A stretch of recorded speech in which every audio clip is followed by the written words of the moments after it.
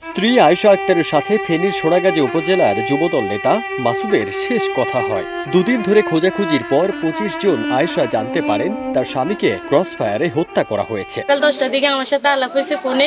আমরা মনে করছিলাম হয়তো রোজা রমজানের দিন উনি ইচ্ছে করে ফোনে একটু অফ রাখছে। ২০১৬ সালের ২৩ জুন স্বামীর সাথে শেষ কথা হবার দুদিন পর ঘটে অনাকাঙ্ক্ষিত এ হত্যার ঘটনা।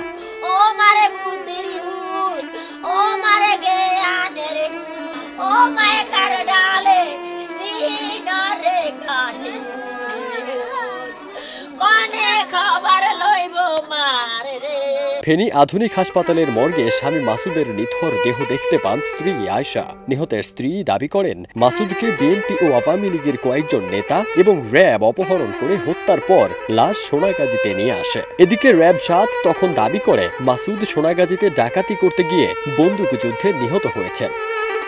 গোলসেন্স গ্রুপের হোটেলে বিনিয়োগ করে সুদমুক্ত হালাল আয়ের সাথে বিলাসী জীবনের বিরাট সুযোগ। বিনিয়োগ একবার, রিটার্ন বারবার।